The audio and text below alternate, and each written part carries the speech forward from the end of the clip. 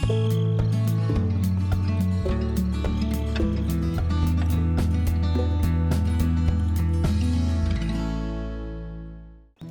everyone, we are back here in good old Gelvin Valley. I'm ready to crank up the combine. We're on our last field. It's been a long, tough slog of harvest, but we are almost done. And there's that bar at the top of the screen. I wish I would go away. There it does. It appears and reappears. Anyway, let me get this going. We'll get it hired and try to finish up our final field. Let me get him going on his course. Make sure he can find the combine. That should be good. Although I seem to recall I have somebody sitting in an entrance. We don't need fuel. Oh, that's a different field. Yep, we're leaving him over here for a little while.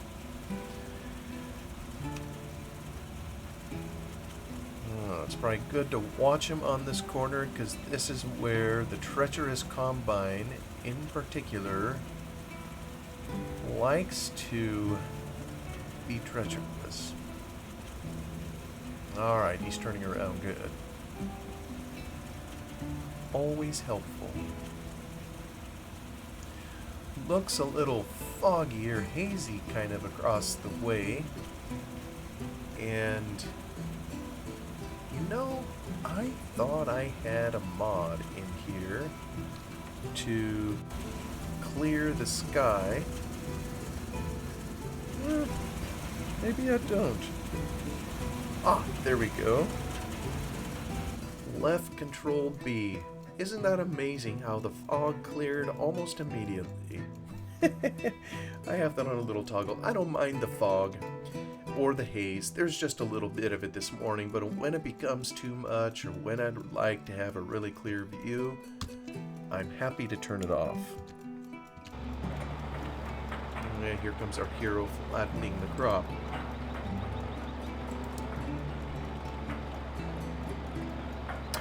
Well, as we get finished with harvest here, I'm thinking tonight I just decided to record a little bit. It's a different night for me. This happens to be a Thursday night, and my wife and I, our daughter is getting married tomorrow, and I have two daughters. One is already married. That was my younger daughter. Where are you going, tractor? Climbing the hill. This is my oldest daughter, so now it's her turn.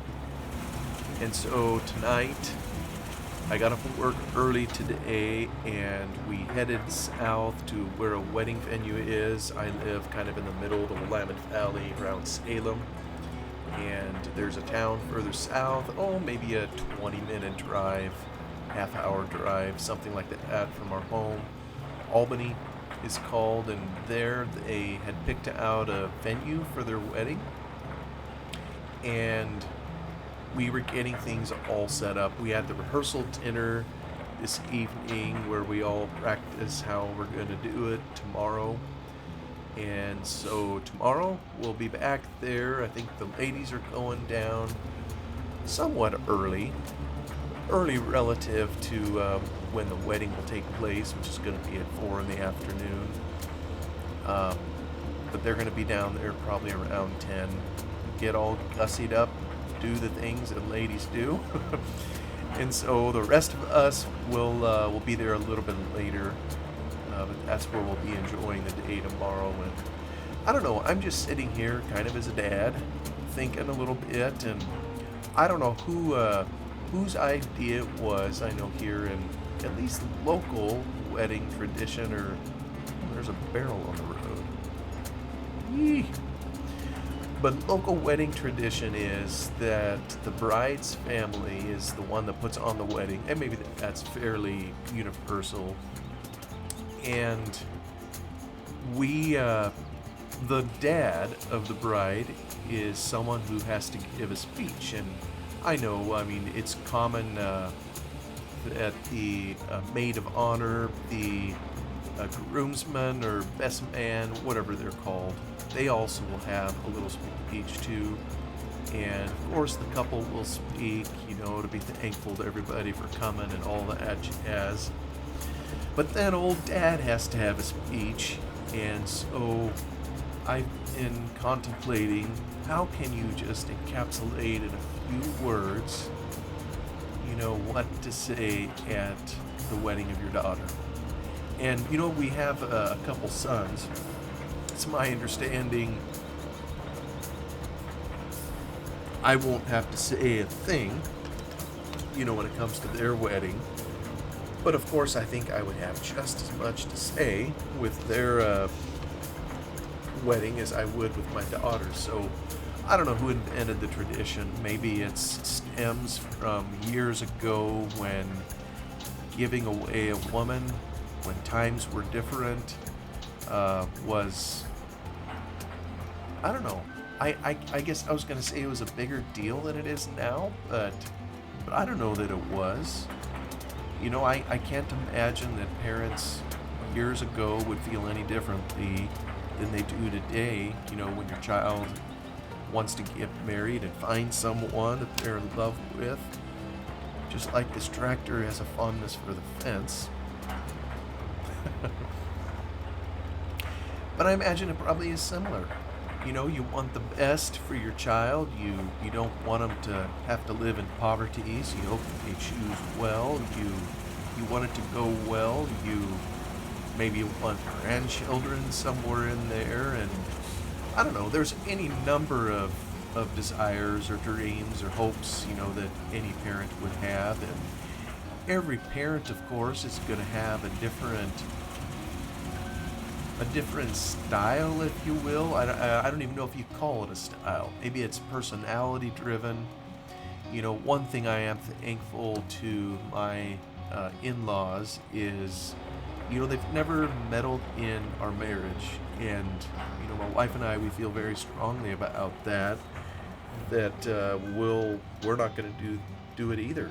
It's possible that your child and her husband, or in the case of a boy, their wife, it's possible they will make vastly different decisions than what their mom and dad did.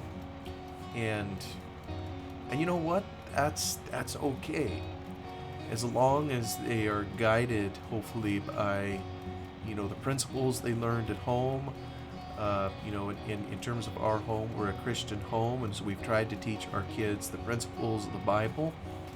And so obviously whatever they do, we have hopes that they would read the book, follow the manual, if you will.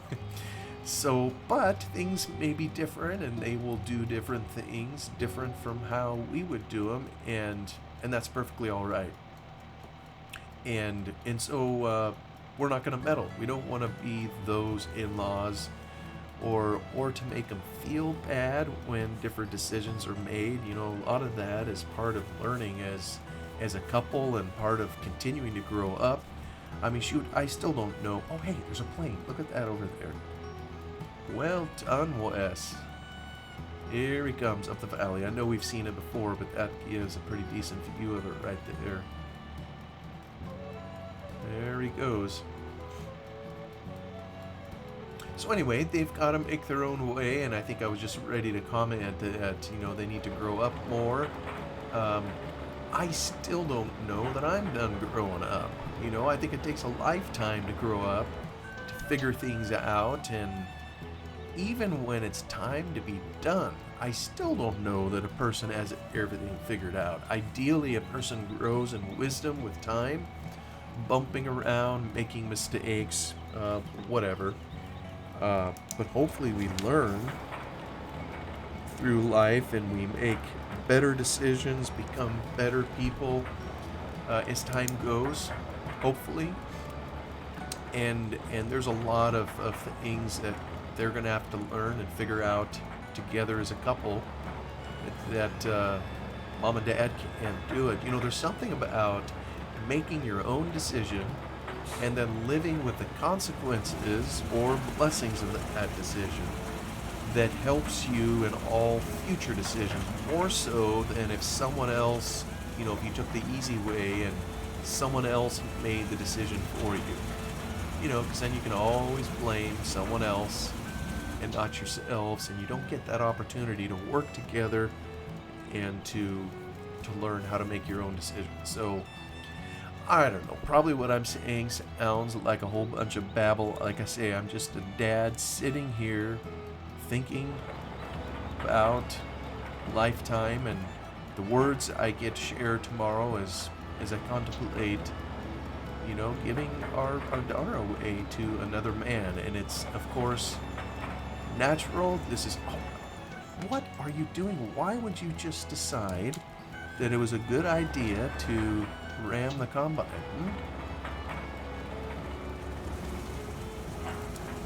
Probably wanted to look for... There we go.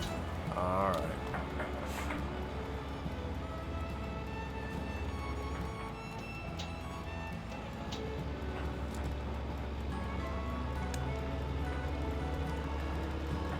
Oh, I just realized I was low on some of my speed. There we go. So, I'd be curious. I know there are dads who listen to this, and I'd be curious what you said if you have a daughter at their wedding, or what you think you would say if or when it's their... Oh my word. Maybe I do need to slow this sucker down. He just can't seem how to stay on the road. So, I don't know what you guys would do. I am not a gifted public speaker. I mean, anybody listening to me on these silly videos knows that. But tomorrow, I gotta say a few words, and so I sat down at a word processor and typed a bunch out, and some of it just thoughts and feelings over the years of things that have happened and things that could have happened.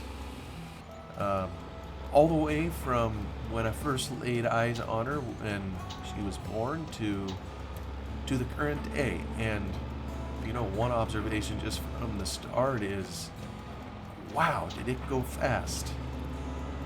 She's, what is she now? She, 26.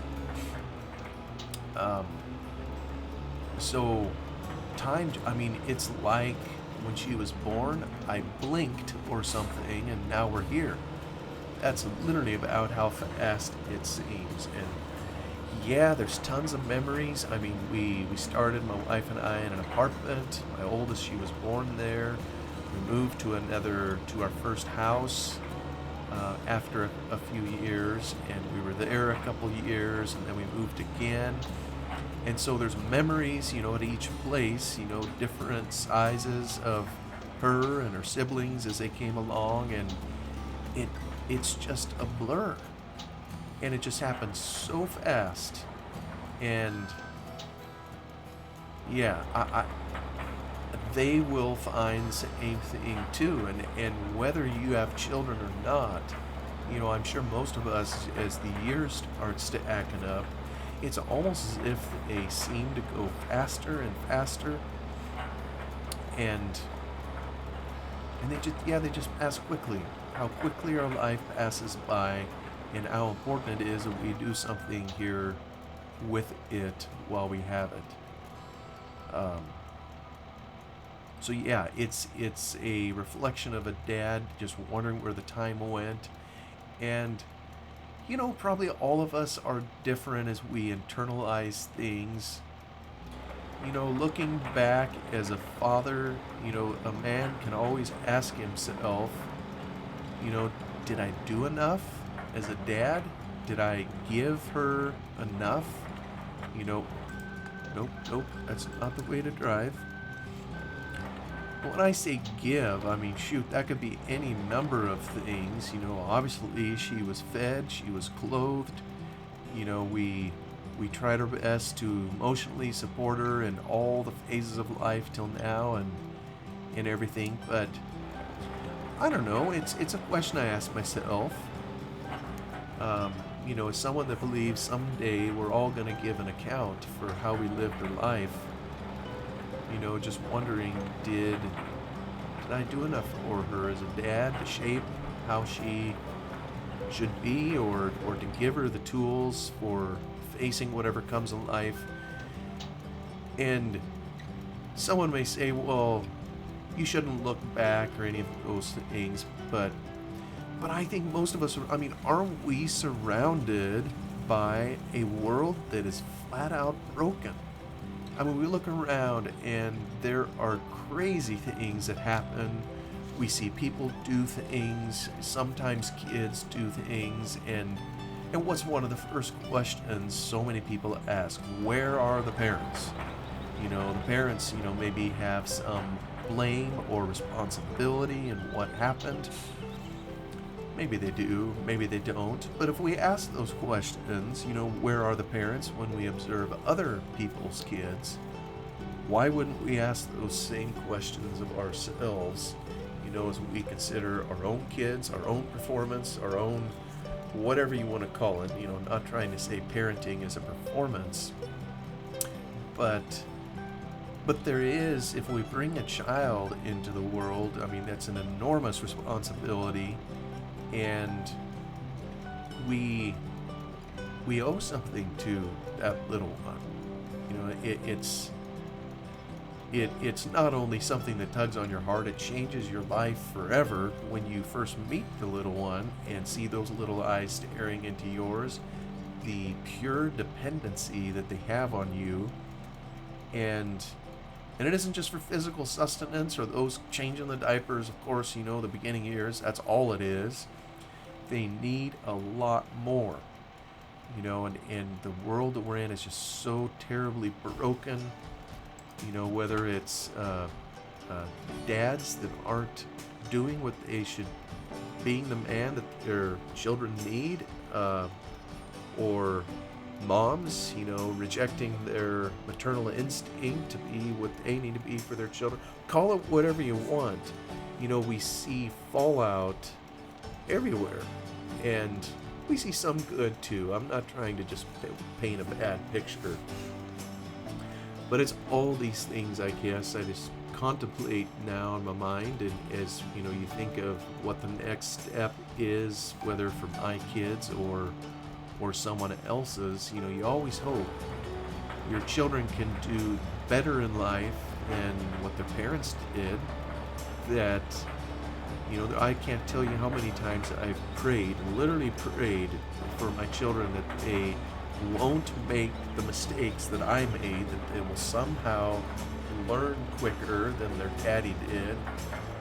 But I'm kind of learning too that making mistakes is one of the key ways that any of us learn. So maybe it's unavoidable. And the thing of it is, they'll make mistakes, and it's probably going to be totally different ones from mistakes I made, and it'll just be learning in a different way as they make their own way. But she, where are you going? Are you still trying to load something? Stay away from the fence. It's time to turn. Oh, good grief. If only Courseplay had ears.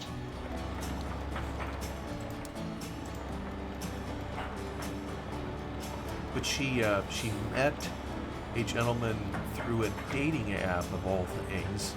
Don't ask me what dating app it was. I know she's told us, but I can't remember. I know virtually nothing about dating apps, other than when I hear the word app, I assume it's something on the phone or through some digital service or whatever where they try to link people up.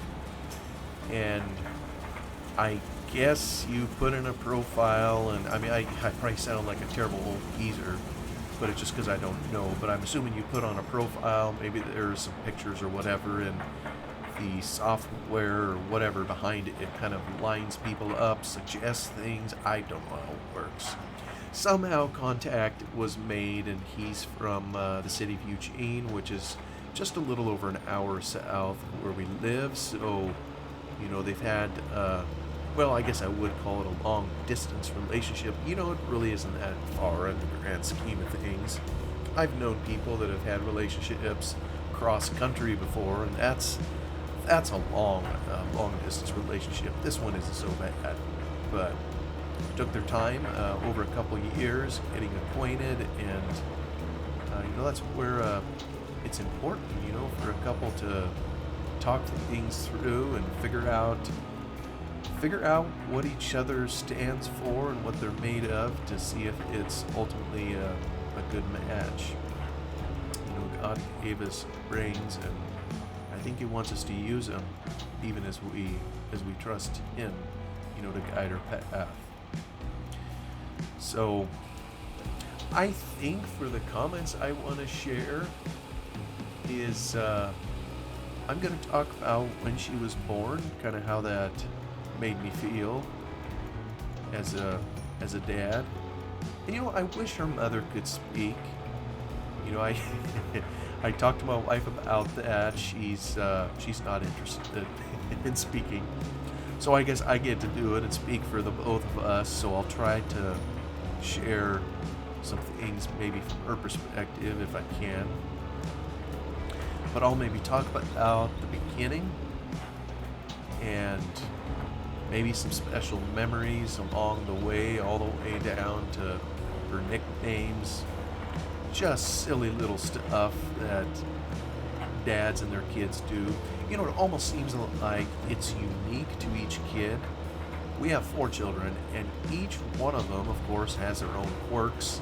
And so there's different nicknames, there's different things, a parent will tease their child about, or something special maybe that you have with a particular child, with some special memory, something that happened back in the day, whatever it is. And she has a few of those too, so share a few memories on those.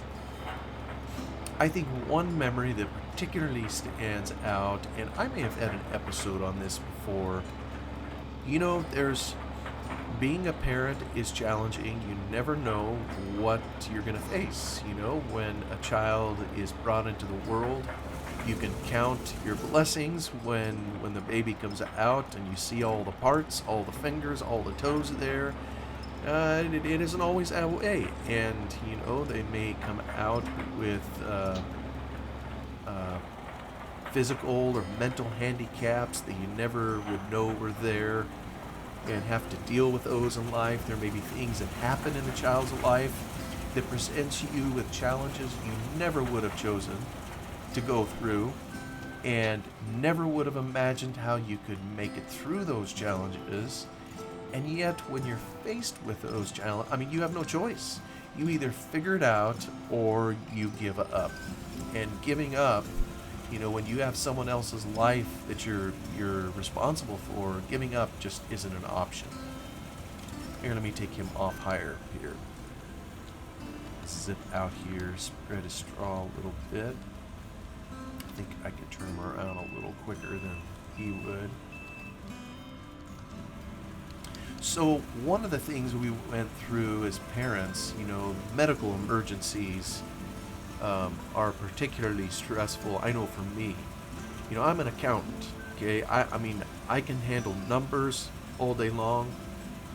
My wife is a nurse, and she has always handled the medical things of the house. I don't even know how to, I don't even know the terminology proper, how to say it. I maybe should call it healthcare or whatever. My wife is a nurse. That's where her talents can be put to use. I am all thumbs at that. I've been so thankful she's just taking care of that with our kids, because I would never know if they got the sniffles, do they need to go in and see the doctor or whatever. She's always just dealt with that. But sometimes, I don't care how good a nurse you are, when it's your own, it always feels different. There are things that happen that you just weren't anticipating. You never would ever choose one of the ace or whatever, and our daughter went through one. She had a couple seizures when she was little. One was, I think they called it a febrile seizure. It happened when she was, how old was she? 2? Maybe 2 years old. And it happened on a Sunday afternoon. and left her as limp as a dish rag after she just shook all over uncontrollably. And we called 911. Paramedics came, to the house, and that one, she seemed to come out of okay, but we had no idea that a bigger one, a much more serious one, was coming just a couple years later.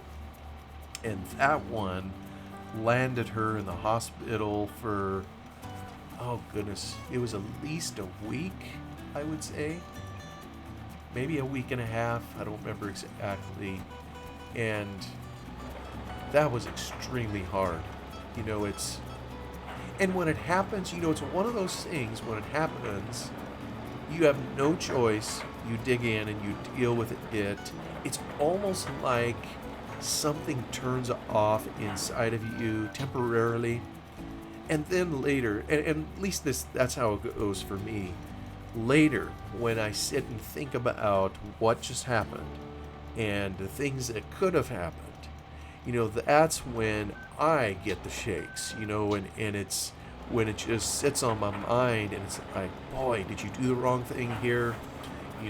What if this would have happened? What would have happened?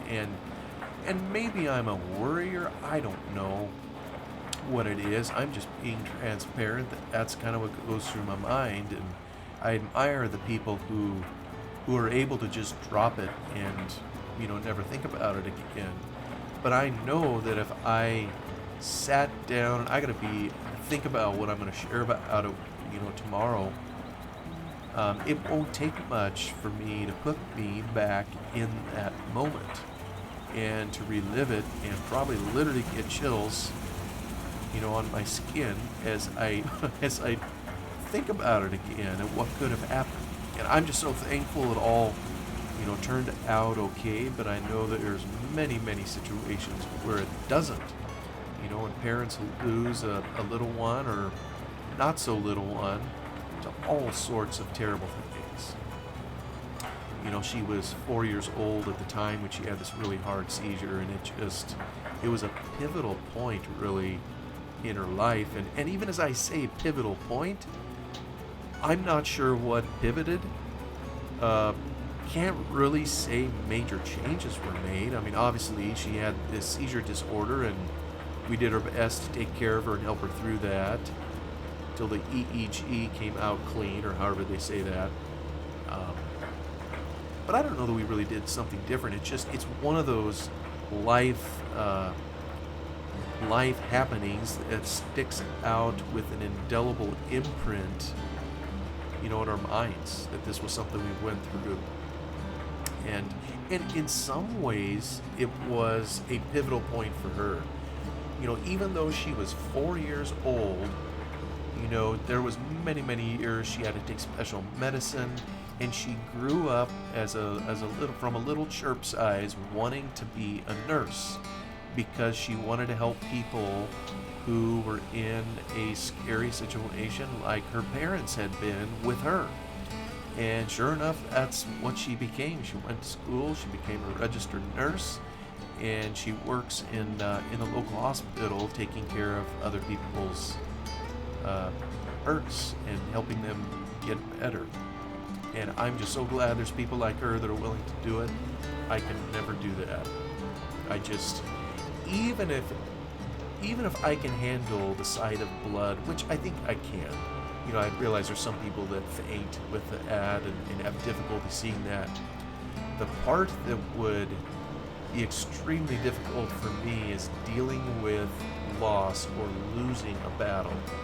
If you've got someone's kid and you're trying to help them stay alive with whatever is going on with them, and you fail, that's the times when I would just hate it. And have to be the one that has to comfort family, tell them what happened. It's just, that's got to be extremely difficult. Even though we all realize, that things happen, and when it's our time, it's our time. But it still doesn't make it any easier. So I'll probably talk a little about the seizure event, and maybe a little about high school, some of the things that she did. I don't know. This is probably all the usual stereotypical stuff. maybe college. I mean, she was a valedictorian in high school, just a sharp girl. Um, did very well in college. I'm trying to remember if she was a valedictorian there. I can't remember. I think she did very well in her class. She took it in the Midwest, and came home and is working with it here. And then probably, I don't know, dads and moms, I think, are supposed to provide counsel and advice, and that doesn't mean they always take it, but maybe some things. I mean, my wife and I, we've been married for many years. We're knocking on the door of 3 decades. So I think there's a few things we've learned in there about each other, about how men and women can interact. You know, it's common in society. It's, you know, and as a man, you know, what I might typically hear as I go to work is, well, you just can't understand women. You don't know what they want because they don't know what they want. And it's just common, you know, or there's books out there, men are from Mars, women from Venus, and, you know, God made us different for a reason, and some of those differences are what make life really cool. You know, the ability to be with someone different and figure them out over time, find out what makes them tick. I mean, isn't that some of the excitement of life? And so, I mean, I hope some of what they do is not just throw their hands up, you know, because don't understand him, don't understand her. I hope what they can do is love each other. And love pretty well covers everything. If you love each other, you got someone you can work with, and grow old with. And I think the marriage takes care of itself. But if you're selfish and just want your own way, oh boy, you've got a tough road ahead of you. Any of us would. You know, we just seek our own welfare and not someone else's. So I'll maybe try to encourage them with some of that, and I don't know. We'll see where it goes, and hopefully I can get the words out. Like I say, I'm not really a gifted public speaker, but hopefully they'll at least see the heart come through. Anyway, the bell has rung, so I think we can call this episode here, and I will say goodbye to everybody now. Thank you for coming along, listening to an old man just sit here and talk to himself. Hope you all are doing wonderful. I will see you on the next one. Goodbye.